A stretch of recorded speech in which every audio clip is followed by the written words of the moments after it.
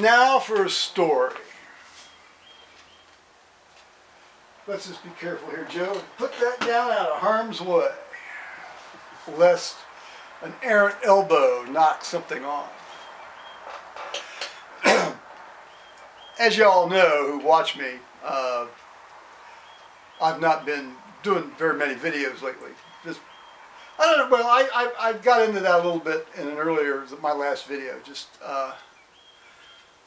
you know, maybe I'm just going off in a different direction here.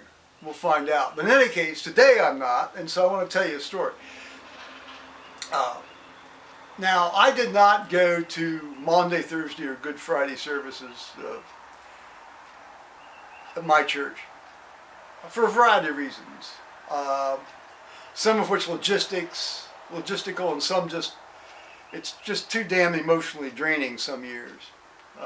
There have been years where I've done all of them, you know, and even our last rector had services on Monday, Tuesday, and Wednesday too. And there's some years I'm emotionally and intellectually up to that, and some years I'm not. I wasn't up to that this year. But I did go to the Easter Vigil, and I was scheduled to read. I would not have known that I had been scheduled to read were it not for my judge friend. Last night? No, Saturday night at the Easter Vigil. And I only found out about it because my judge friend went down to the church office and got the scoop. You know, I mean, you know, could anybody shoot Joe an email saying you're scheduled to read, here are the readings, etc., etc.? No. But the good Henry, the good Judge Henry, that's a different Henry than the one that lives across the road. Got all that stuff for me. Well, it turns out, you know, now this part's a little bit boring, but it's as prelude to what actually happens. In 1976, the U.S. Episcopal Church instituted a different prayer book, a new prayer book from the old 1928 prayer book, which is essentially identical almost to the 1662 Book of Common Prayer in the Church of England. It wasn't officially adopted in 1979, but some churches started using it from 1976 on. It had in it a standard set liturgy for the Easter Vigil. Okay. Along comes the Revised Common Lectionary 6 years later, which some churches adopted immediately. Some churches, you know, didn't have to adopt for a further 6 years. Our church, actually even longer than that, we didn't adopt it at our church until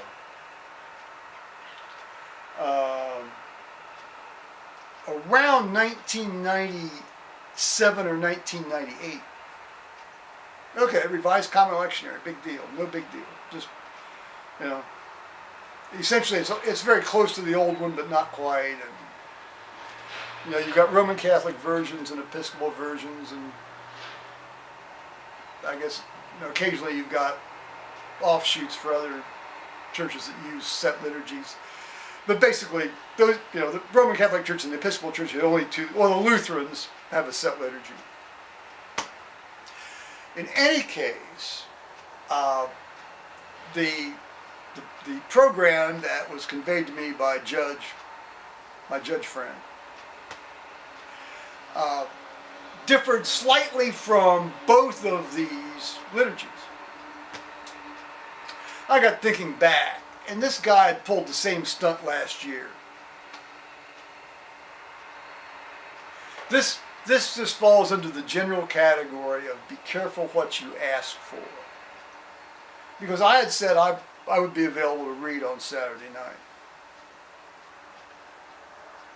He's been there a year. Oh, he's been there 2 years now. He'll been here 2 years this June. Damn, it's a fast 2 years. Yeah, and believe you me, it's going to be longer too. In any case, so I always go uploaded for Bear. I print off everything, so I'm good to go. So I very confidently lay out my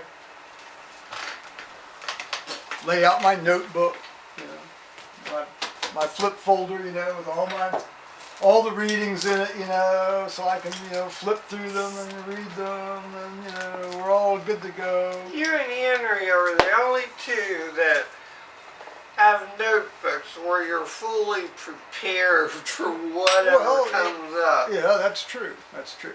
All the other readers know. They So- just have a sheet of paper. So, and on top of this, I lay out my phone and my billfold, you know, my driver's license in it and so forth.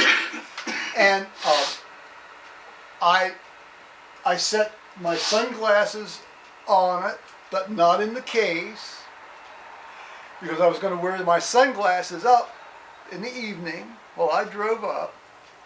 And then I took my glasses off and I put them in my hard case. You know, my hard glasses case that I use for traveling, you know. But did I set the glasses case on top of the notebook? No. I set the glasses case back where I usually keep it, in front of the big screen TV. Had my St. Cuthbert's cross ready to go to wear, you know, on my alb. I'm all set. Yeah. I'd only had 2 glasses of wine throughout the day. I've been drinking lots of tea. I'm fired up. Out the door I go. You forgot it all? No. I had my phone, my flip file. I had my wallet. I had my emergency drugs and my keys and everything. You put on the sunglasses, and that was it. And I had my sunglasses, but I forgot to take my clear bifocal glasses. So, you know, and the first thing, you know, I get up there and I park, and my hand goes right to where I usually, you know, always carry the glasses case. It's like, there's nothing there. There's nothing there, you know. It's like, shit. You know, and it had taken me the better part of 40 minutes to drive up, because there was just a huge amount of traffic Saturday evening, which I thought there might be. And I have 45 minutes. It's 6:15 when I got there. The service starts at 7. There was no way I could have driven home and come back, gotten my glasses and come back to church. Now I had another pair of, you know, prescription dark lens glasses in the truck, which were slightly a bit better for, you know, if you pull them down on your nose like this, you can sort of, you know, in enough light you can read. Well, fortunately, this is all 24-point print, so seeing it's not a problem if you have just enough light. So there's no choice. What do? You conduct the first half of this service, largely in total darkness, except for a small little reading light on the lectern. Other than that, it's like you're trusting in your instincts. But yeah, went off without a hitch. You know, I looked like I'd been either had major cataract surgery, or had been on a heroin. I looked like maybe like Bird Parker, that jazz guy who was a heroin addict, or Stevie Wonder. I don't think Stevie Wonder was a heroin addict, but. Never know. Anyway, I had to wear my and of course, which meant, of course, that after the sun had set, I had to drive home with my sunglasses. Now, surprisingly, you can see surprisingly well at night with dark glasses, actually, with the ones I have. You see pretty much what you would see anyway without the glare from the oncoming headlights. So actually, I had an easier drive home than I would have had anyway. So, by the grace of God, everything worked out okay. So you were able to read with your sunglasses? Oh yeah, it's fine. Admittedly, stuff I'd read probably, 12 times before over the last, well, 12 years. I've been reading since 2005, so. Got it pretty well down. So that's been my major story since I last talked with you.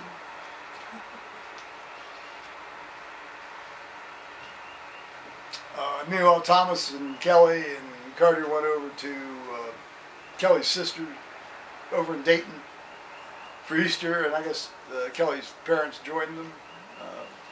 Thomas sent me a bunch of pictures of Carter and his cousins, and that's it. Yeah. Alrighty, bye bye, guys.